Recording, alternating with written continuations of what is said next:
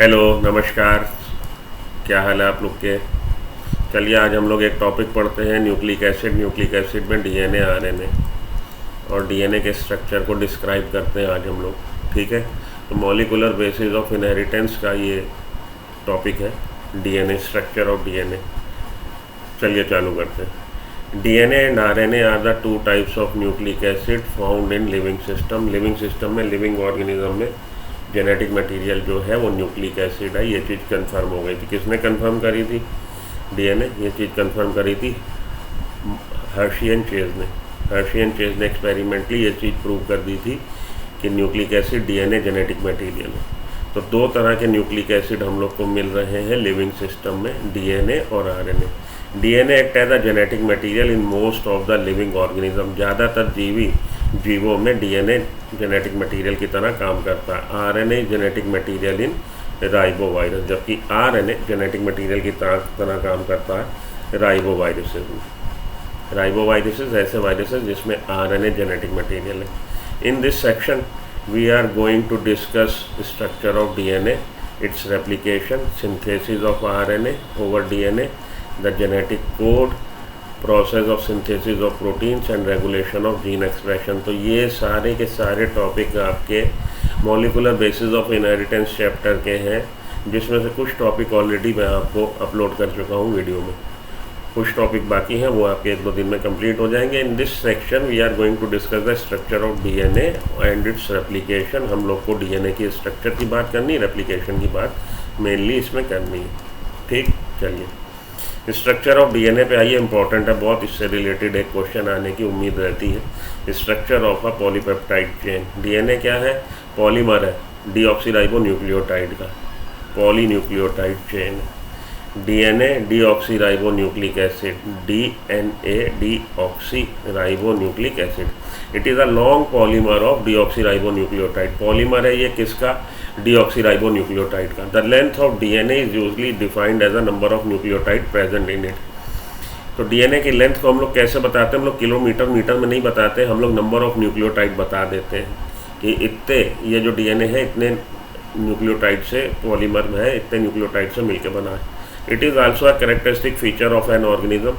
और ये बात किसी भी स्पीसीज़ के लिए लागू होती है कि उसमें जीनोम जो हम बताएंगे, जीनोम की लेंथ जो है स्पीसीज़ के लिए फिक्स है, ऑर्गेनिज्म के लिए फिक्स है। एग्जाम्पल के तौर पे बैक्टीरियोफेज वो फेजेस, वो वायरसेस जो बैक्टीरिया को इन्फेक्ट कर सके। Bacteriophage psi 174 single strand DNA मिलता है इसमें, ये याद रखिएगा। Single strand DNA bacteriophage psi 174 में मिल रहा है। Bacteriophage psi 174 single stranded DNA, ये वायरस है that infects Escherichia coli and the first DNA based genome to be sequences. पहला ऐसा डीएनए पे आधारित डीएनए जीनोम है जिसकी सीक्वेंसिंग करी गई। तो ये बातें इंपॉर्टेंट है। लेक्चर को यहाँ पे पॉज करके आप लोग इसको उठा लीजिएगा पॉइंट को। आपके एनसीईआरटी में मेंशन नहीं है, आपके एनसीईआरटी से अलग है। और एक बात और मैंने यहाँ लिख रखी जो आपकी एनसीईआरटी बताती नहीं है, हालांकि इंडिकेशन जरूर देती है। जब वो नंबर ऑफ न्यूक्लियोटाइड्स बताती है तो 5386 न्यूक्लियोटाइड इसको बताया गया है। बेस पेयर इसके आगे नहीं लिखा गया। बाकियों के आगे आप देखिएगा base pair base pair base pair लिखा है। क्यों लिखा है?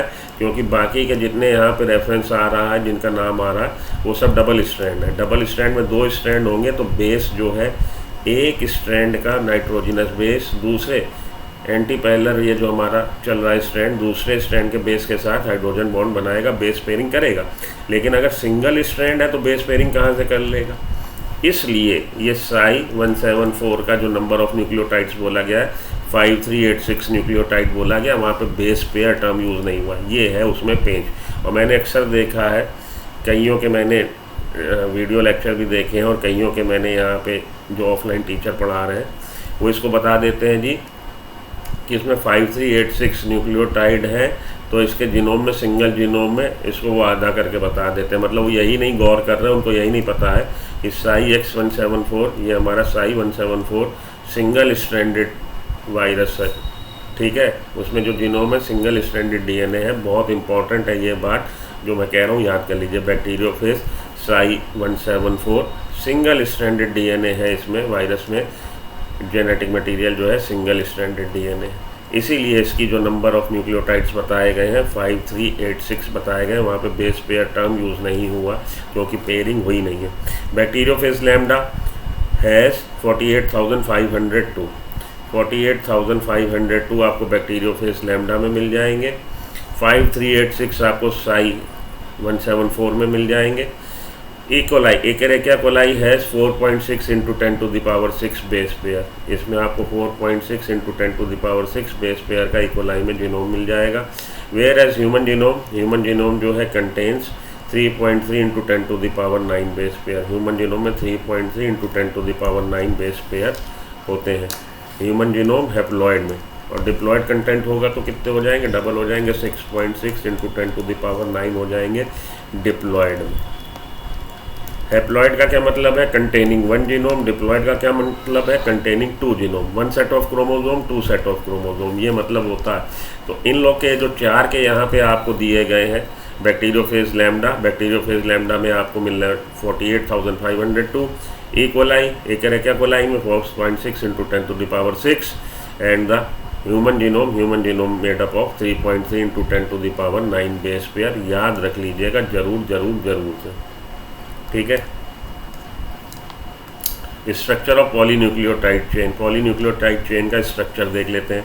DNA is a macromolecule, DNA एक बहुत बड़ा मॉलिक्यूल है, मैक्रोमोलिक्यूल और माइक्रोमोलिक्यूल, ये आपके बायोमोलिक्यूल के चैप्टर में ये चीज़ समझाई गई है कि किसको हम मैक्रोमोलिक्यूल बोलेंगे, किसको हम माइक्रोमोलिक्यूल बोलेंगे। तो मैक्रोमोलिक्यूल वो हैं जिनका कि मॉलिकुलर वेट जो है वो नियर अबाउट 10,000 डाल्टन के अराउंड है, 8,000 डाल्टन और उससे अबव है। तो DNA is a macromolecule and polymer of deoxyribonucleotide. 4 types of nucleotides are present in DNA and RNA. DNA हो आरएनए हो, 4 उसमें न्यूक्लियोटाइड के डिफरेंट टाइप्स मिलेंगे। Nucleotides are made up of, देखिए ये भी क्वेश्चन बहुत आता है, यहाँ पे आप ध्यान दीजिएगा। Nucleotide are made up of pentose sugar. Nucleotide में क्या क्या है, पेंटोज शुगर है, ribose in case of RNA and deoxyribose in case of DNA. Pentose sugar कौन सी है, राइबोज है आरएनए के केस में और डीऑक्सीराइबोज है डीएनए के केस में। तो राइबोज शुगर को हम लोग इस तरह से बना सकते हैं, ये पेंटोज शुगर हैं दोनों, एक राइबोज एक deoxyribose, HOH HOH OHH CH2OH। ये वाली हमारी राइबोज शुगर है और डीऑक्सीराइबोज शुगर में यहाँ पे डीऑक्सीराइबोज शुगर में यहाँ पे सेकंड कार्बन पे OH की जगह H होगा, केवल ऑक्सीजन निकल जाएगी तो डीऑक्सीराइबोज हो जाएगी। फिर से बना देता हूँ और दूसरे कलर से बना देता हूँ ताकि आपको अच्छी तरह से विजिबल हो जाए।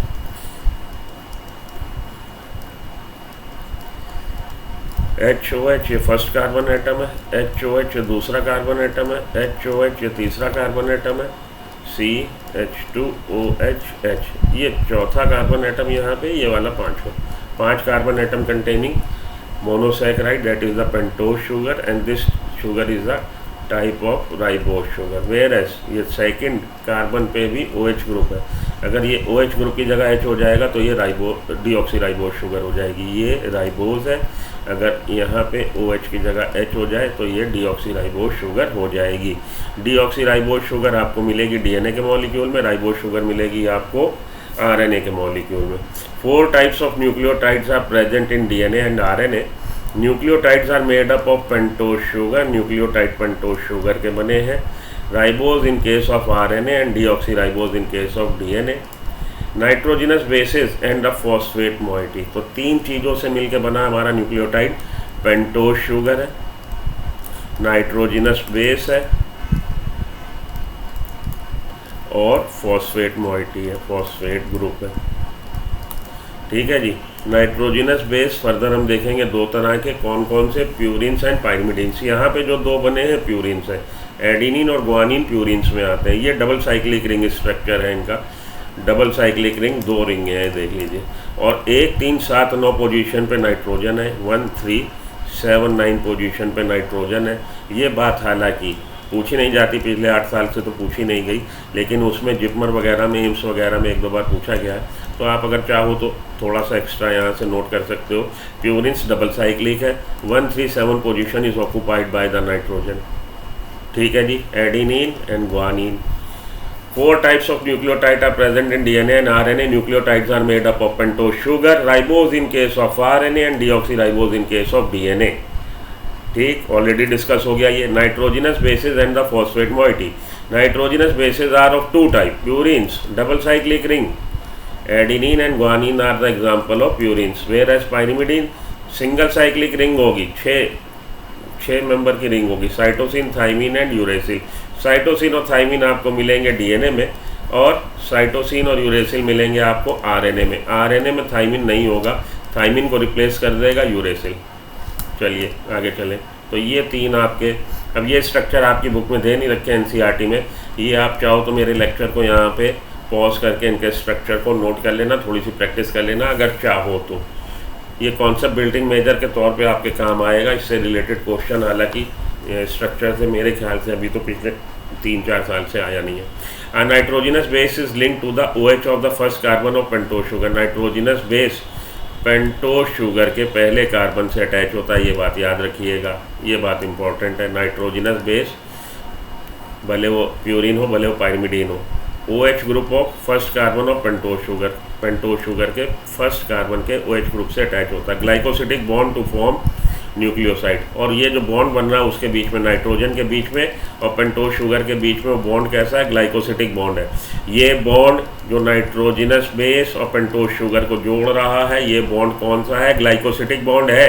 Glycosidic bond to nucleoside, nucleoside बन गया। तो न्यूक्लियोसाइड को अगर हम डिफाइन करना चाहें या उसको हम रिप्रेजेंट करना चाहें तो nucleoside is equal to nitrogenous base plus pentose sugar. Nitrogenous base के साथ पेंटोज शुगर जुड़ गई तो हो गया nucleoside. Example, adenine plus deoxyribose sugar. Adenine के साथ डीऑक्सीराइबोस शुगर जुड़ गई, डीऑक्सीराइबोस एडिनोसाइन। डीऑक्सीराइबोस एडिनोसाइन बन गया हमारा nucleoside. Likewise the guanine nucleoside is called guanosine. Guanosine अगर डीऑक्सीराइबोस शुगर है, डीऑक्सीराइबोस ग्वानोसाइन। साइटोसाइन नहीं बोलेंगे, साइटिडीन बोलेंगे। डीऑक्सीथाइमिडीन, तो डीऑक्सीथाइमिडीन लिखा है, थाइमिडीन क्यों नहीं लिखा? क्योंकि थाइमिन जो है ये आरएनए में नहीं मिलता, थाइमिडीन नहीं बनेगा, डीऑक्सीथाइमिडीन बनेगा। एंड यूरिडिन में जो लिखा है डीऑक्सी यूरिडिन नहीं लिखा क्योंकि यूरिडिन यूरेसिल जो है आपको मिलेगा किस में? आरएनए में, डीएनए में नहीं मिलेगा। ठीक है, तो साइटिडीन दोनों तरह का, साइटिडीन भी और डीऑक्सीसाइटिडीन भी। वेयर एज थाइमिडीन डीऑक्सीथाइमिडीन बनेगा और यूरिडिन बनेगा। When a phosphate group is linked to the 5H of the 5th carbon of the nucleoside through phosphoester bond, a corresponding nucleotide is formed। तो न्यूक्लियोसाइड बना पेंटोज शुगर और nitrogenous base के संयोजन से, और जब इसमें न्यूक्लियोसाइड में जुड़ जाएगा फॉस्फेट ग्रुप जुड़ेगा हमेशा 5th कार्बन से। अभी हम लोगों ने स्ट्रक्चर बनाया था पेंटोज शुगर का, फिर से बना देता हूँ। ये है स्ट्रक्चर पेंटोज शुगर का, और यहाँ पे 5th कार्बन पे यहाँ पे था CH2OH। जब 5th कार्बन से फॉस्फेट ग्रुप जुड़ेगा तो ये न्यूक्लियोटाइड हो जाएगा। न्यूक्लियोसाइड के 5th कार्बन से जुड़ा phosphate group via फास्फोएस्टर bond, through the phosphoester bond, उनके बीच में बना है फास्फोएस्टर bond, a corresponding nucleotide is form, और न्यूक्लियोटाइड बन गया। ठीक है, आ रही बात समझ में? चलिए आगे चलें। अब देखिए आप, न्यूक्लियोटाइड क्या है भाई?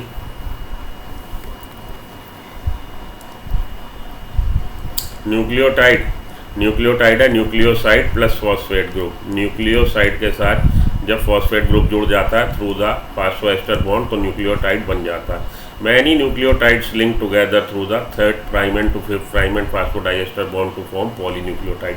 अब एक न्यूक्लियोटाइड तो आपने समझ लिया, एक के पीछे दूसरा, दूसरे के पीछे तीसरा, तीसरे के पीछे चौथा, ये जुड़ते चले जाएंगे और हमेशा जुड़ेगा 3rd प्राइम एंड से, हमेशा 3rd प्राइम एंड से जुड़ेगा। इस तरह से एक लंबी चेन बन जाएगी जिसको कि हम डीऑक्सीराइबोन्यूक्लियोटाइड या राइबोन्यूक्लियोटाइड की चेन बोलेंगे, डिपेंडिंग अपॉन किस तरह की पेंटोज शुगर है। तो फिर से देख लीजिए, ये था हमारा एक पेंटोज शुगर, इससे जुड़ गई नाइट्रोजिनस बेस, ये था हमारा पहला कार्बन और उनके बीच में बना ग्लाइकोसिटिक बॉन्ड। यहाँ पे है आपका 5th कार्बन, उससे जब जुड़ गई फॉस्फेट तो ये हो गया आपका न्यूक्लियोटाइड।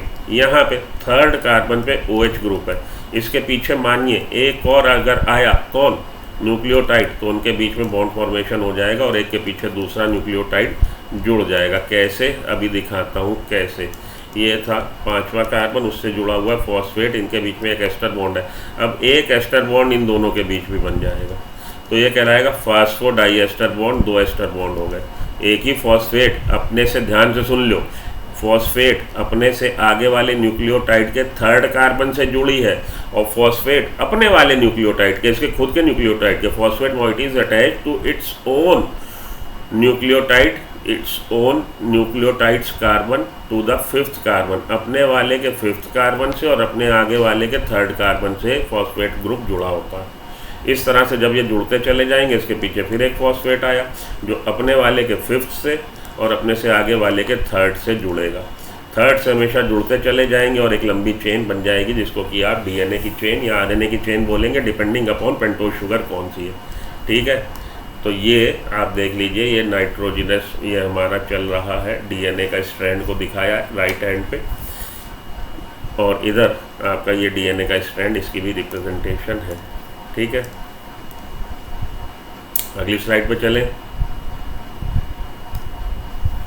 ये डीएनए के स्ट्रक्चर को आप देखिए, डीएनए का स्ट्रक्चर कैसा दिख सकता है, double helical staircase type of, कि जैसे सीढ़ी आप गोल चढ़ते हुए ऊपर चढ़ते हो, उस तरह का डीएनए का स्ट्रक्चर ये आपको यहाँ पे दिख रहा होगा। आगे चलता हूँ। Nucleotide, nucleotide is equal to, nucleotide हम कह सकते हैं nucleoside plus phosphate group link through the phosphodiester bond. Phosphate group अपने वाले न्यूक्लियोटाइड से एस्टर बॉन्ड से फास्फोएस्टर बॉन्ड से जुड़ा है और अपने वाले आगे वाले के न्यूक्लियोटाइड से भी फास्फोएस्टर बॉन्ड से जुड़ा है, तो phosphodiester, 2 double ester, 2 ester bond बन गए। Many nucleotide link together through the 3 prime to 5 prime phosphodiester bond to form polynucleotide chain. कई सारे न्यूक्लियोटाइड जुड़ जाएंगे, एक पॉलीन्यूक्लियोटाइड चेन बना देंगे, जैसा कि डीएनए और आरएनए में आपको देखने को आएगा। In course of formation of polynucleotide chain, और ये जो पॉलीन्यूक्लियोटाइड चेन बन रही है, अब phosphate moiety remains free at the 5th prime end, तो 5th प्राइम एंड पे फॉस्फेट ग्रुप फ्री होगा और 3rd प्राइम एंड पे OH ग्रुप फ्री होगा at the 3rd prime end. जो एक ये लंबी छड़ या लंबी एक बन गया आपका स्ट्रैंड, धागा कह लीजिए, तो उसके एक एंड पे 5th प्राइम एंड पे क्या फ्री है, 5th प्राइम एंड पे फॉस्फेट ग्रुप फ्री है और 3rd प्राइम एंड पे OH ग्रुप फ्री है। ये बात याद रख लीजिएगा, बहुत इंपॉर्टेंट है, इससे रिलेटेड क्वेश्चन आता है। The backbone of the polynucleotide chain is form due to sugar and phosphate. और इसकी रीढ़ की हड्डी किसने बनाई है, backbone? Sugar phosphate, sugar phosphate, sugar phosphate, sugar phosphate, sugar phosphate, sugar phosphate से रीढ़ की हड्डी बनी है, बैकबोन बनी है।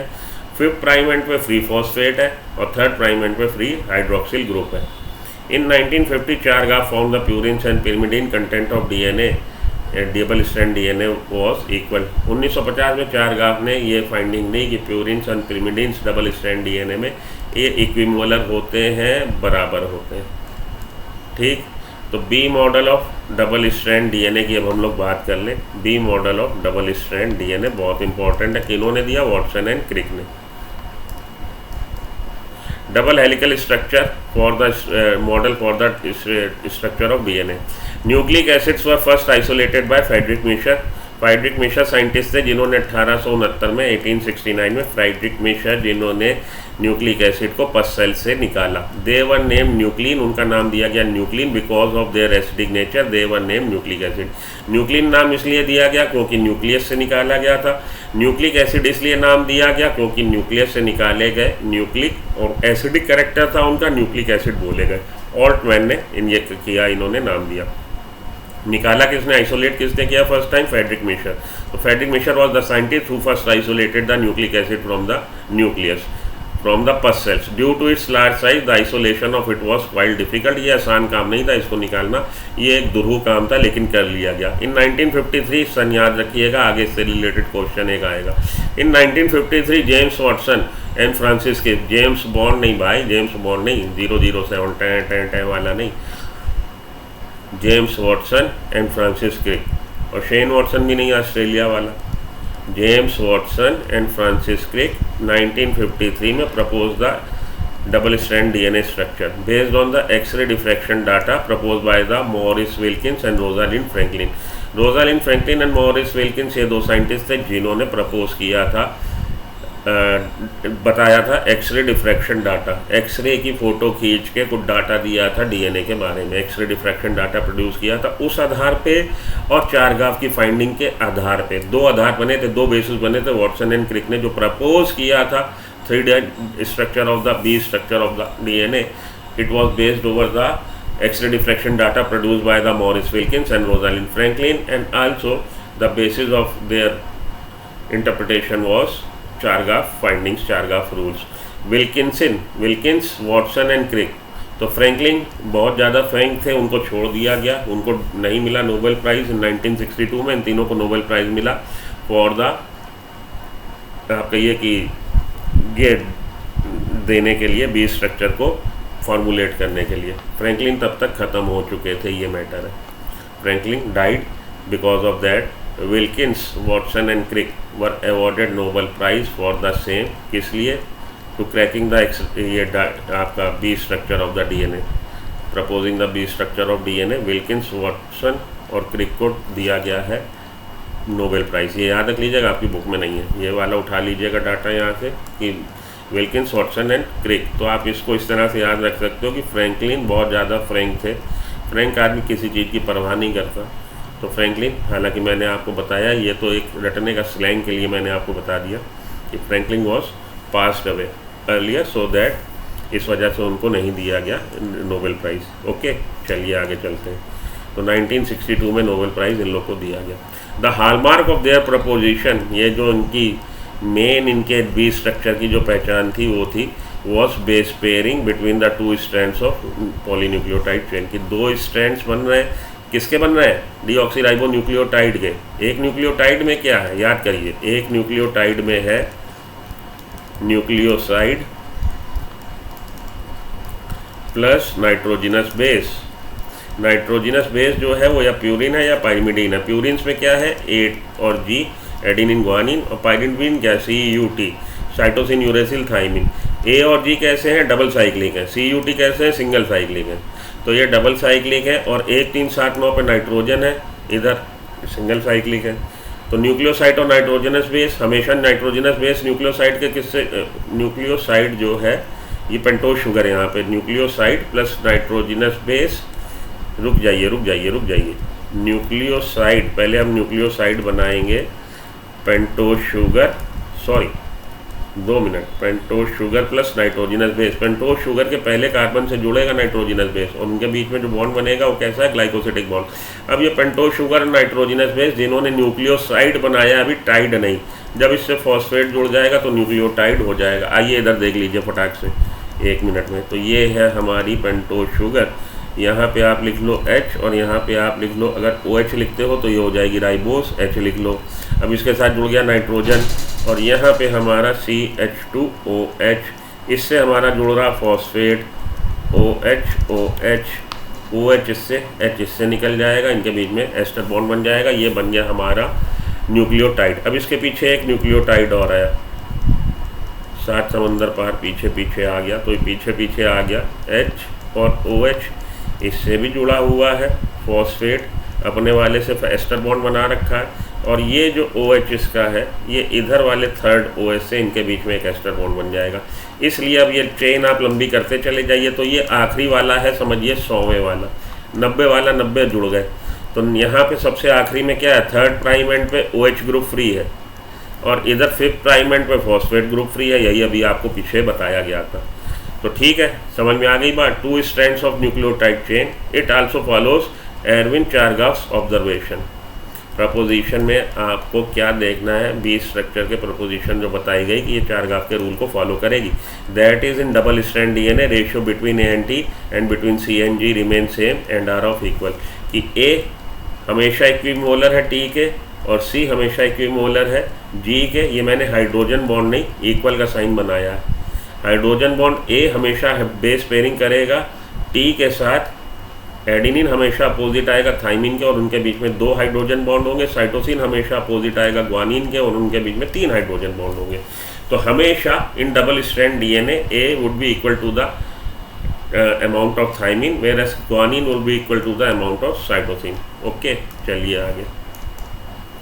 Feature of the double helix structure of DNA बहुत इंपॉर्टेंट है, याद कर लीजिएगा। Watson and Crick work out the first correct. Watson and Crick ने दिया है पहला सही double helix model for the X ray photograph of Wilkins and Franklin. Wilkins और फ्रैंकलिन ने जो एक्सरे डिफ्रैक्शन डाटा दिया, वॉटसन और क्रिक ने उस पर वर्क करके और चारगाफ की फाइंडिंग को उसके साथ मर्ज करके बी स्ट्रक्चर डीएनए का प्रपोज किया। द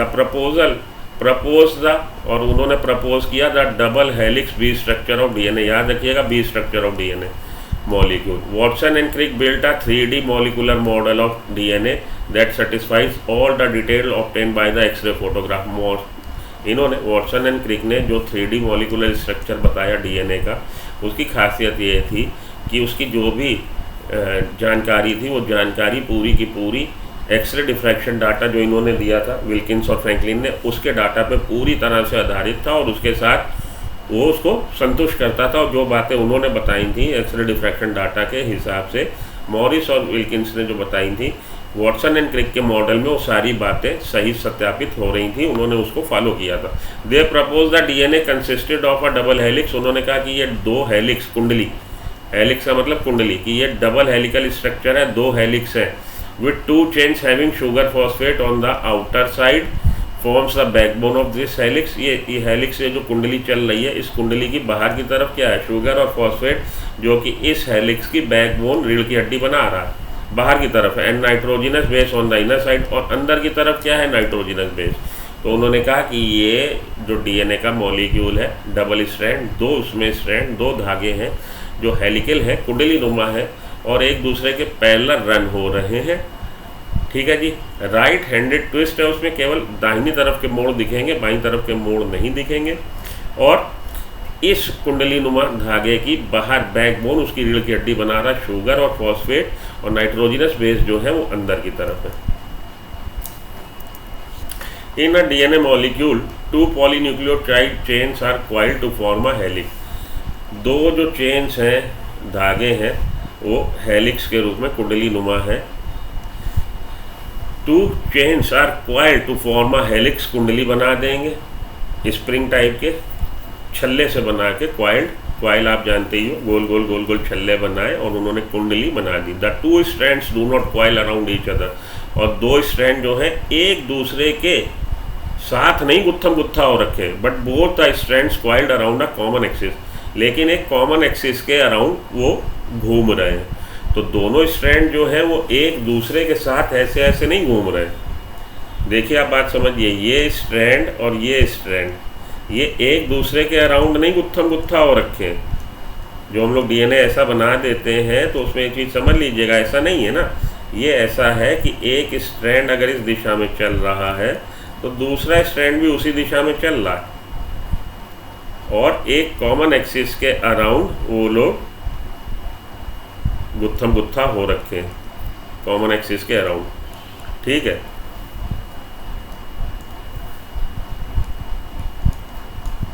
तो इस तरह से स्ट्रक्चर आपका होना चाहिए।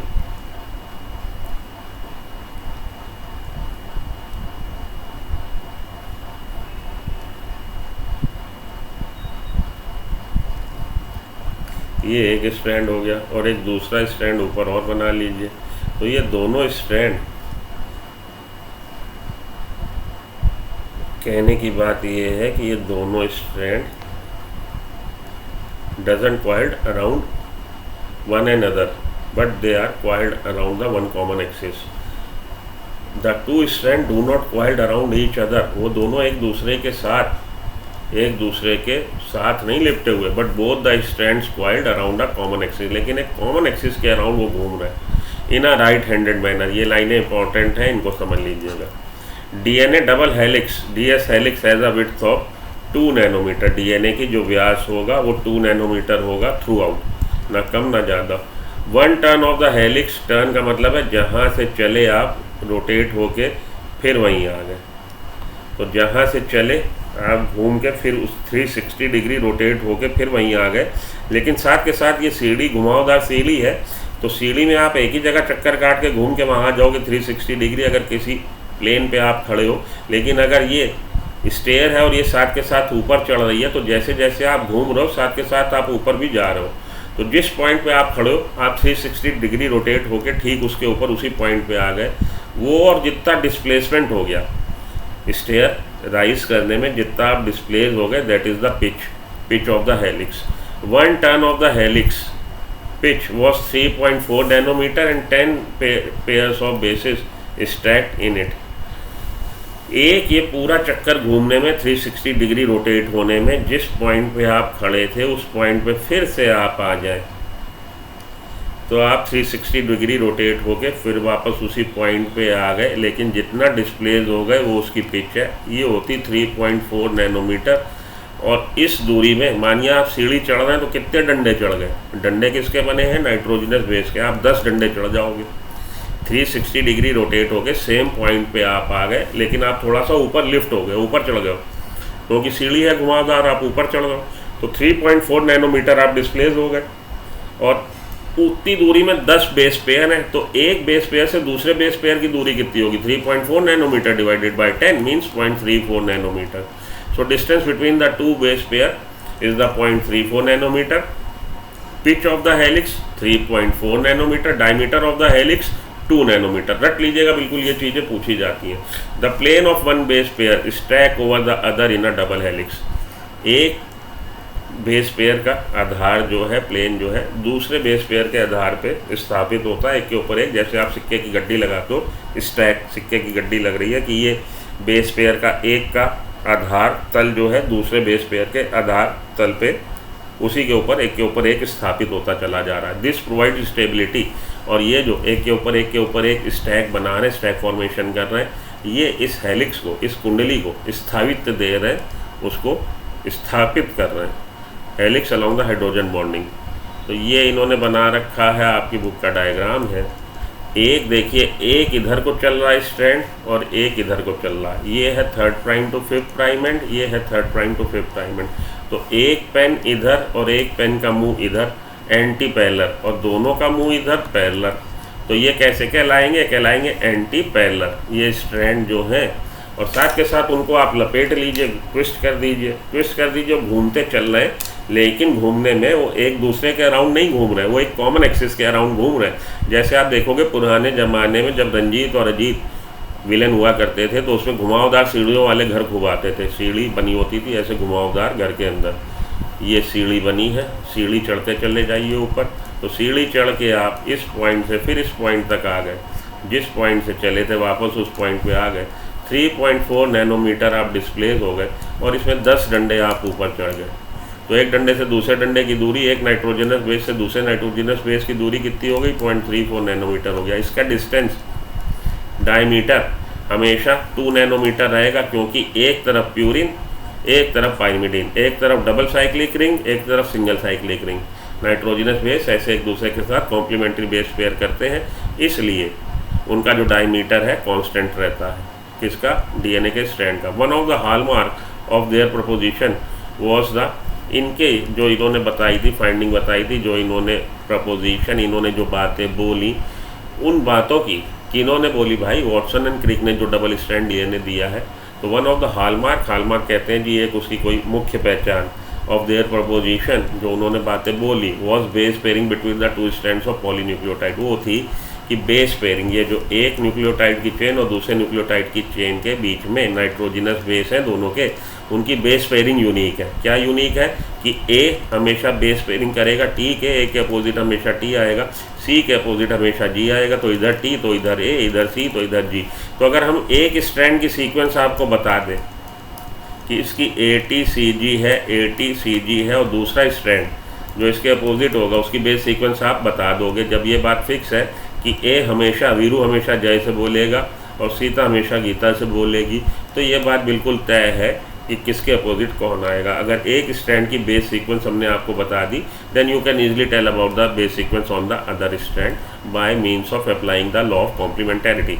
The complementary base pair between the each other through hydrogen bonds with purines of one and pyrimidine of the other held together by the hydrogen bond, that is the cytosine bonds with the guanine through 3 hydrogen bond, by adenine bonds with the thymine through the 2 hydrogen bond। कह रहा है जी preposition जो होता है 2 base pair के बीच में कि कॉम्प्लीमेंट्री होते हैं, इसका मतलब ये है कि एक स्ट्रैंड पे अगर प्यूरिन आएगा, प्यूरिन एडिनिन आएगा, तो दूसरे स्ट्रैंड पे हमेशा क्या होगा, पाइरिमिडीन होगा और थाइमिन होगा। और अगर इधर एक स्ट्रैंड पे साइटोसिन है तो अपोजिट स्ट्रैंड पे ग्वानिन होगा। ये बात बिल्कुल तय है। और ए हमेशा टी के साथ बेस पेयरिंग करेगा, उनके बीच में 2 हाइड्रोजन बॉन्ड होंगे। सी हमेशा जी के साथ बेस पेयरिंग करेगा, उनके बीच में 3 हाइड्रोजन बॉन्ड होंगे। ये बात तय है। जैसे तय है तो तय है भैया, उसको आप फॉलो करोगे। अगर एक स्ट्रैंड की सीक्वेंस हमने आपको बता दी तो दूसरा स्ट्रैंड आप आसानी से लिख लोगे। They are said to be complementary to each other and therefore if the sequence of bases of one strand is known we can predict the sequence of bases of another strand. तो हम दूसरे strand की base sequence बता सकते हैं। The second big proposal, तो पहला big proposal क्या था, complementary base pairing.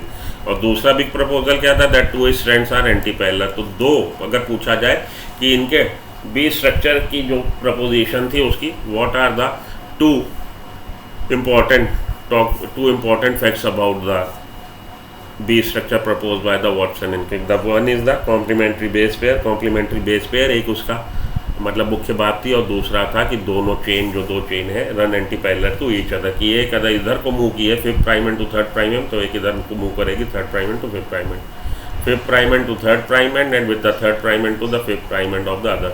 The 2 chains are twisted helically, और दोनों चेन एक दूसरे के साथ कुंडली नुमा घुमाव बना रही हैं। This helix is right handed, और ये जो घुमाव है केवल राइट हैंड मोड़ मिल रहा है, सड़क में लेफ्ट हैंड मोड़ नहीं मिल रहा। Choose the correct statement. Correct statement को चूज कर लीजिए। थोड़े से हम लोग क्वेश्चन फटाफट लगा लें। अप्लाइड कंटेंट ऑफ डीएनए 4.6 है, नहीं भैया ये तो इकोलाई का।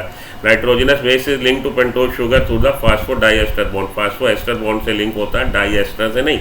X ray diffraction data of the Maurice Wilkin and Rosalind Franklin was the basis of Watson and Crick model. बिल्कुल सही है। एक तो ये आधार बना था एक्सरे डिफ्रैक्शन डाटा, दूसरा आधार बना था हमारा चारगाफ की जो उन्होंने स्टेटमेंट दिए थे। Choose the correct statement regarding DNA structure. Base stacking destabilize नहीं, स्टेबल करते हैं। Each chain in DNA constitute sugar phosphate backbone. ठीक है, बिल्कुल ठीक है। 2 chains are coiled in right handed fashion.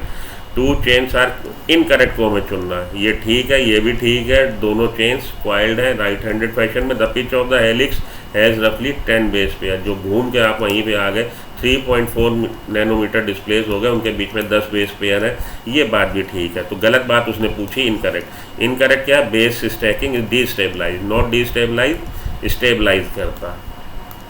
The third one is what is true of Watson and Crick model of DNA. It is duplex is 10 pair with 34 angstrom distance each turn. 3.4 nanometer is equal to 34 angstrom. तो ये ठीक है।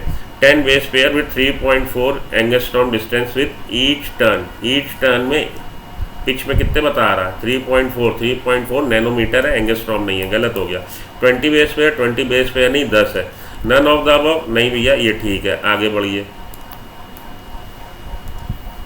विच of the following is not applicable to DNA model propose by the Watson and Crick. Watson and Crick ने जो DNA model दिया उसमें से कौन सी बात है जो लागू नहीं होती। Combined many of the finding of other researchers also studying DNA such as Rosalind Franklin Chargaff showed the double helix nature of the molecule. ये सही है, applicable है। Presented a molecule with sugar phosphate backbone to the outside and paired bases on the inside, ठीक बात है। Diameter of the helix, diameter ये suit नहीं करता। और इनकी फाइंडिंग किस पे थी, रोजालिंड फ्रैंकलिन और मॉरिस विल्कन और चारगाफ की उस पे। Diameter of the helix 3.4 nanometer, diameter of the helix is 2 nanometer. तो फोर्थ जो है एप्लीकेबल नहीं है, डी एप्लीकेबल नहीं है। Choose the correct statement. Human content DNA nitrogenous base, ये तो हम लोग कर चुके हैं। आगे बढ़ते हैं। नहीं, इसमें कुछ फर्क है। हैप्लॉइड कंटेंट डीएनए, नहीं भैया ये नहीं है सही। Nitrogenous base is link to the phosphodiester नहीं, फास्फोएस्टर, ये भी नहीं सही। X-ray diffraction data Maurice Wilkin Rosalind Franklin was the basis of the Watson Crick model, सही।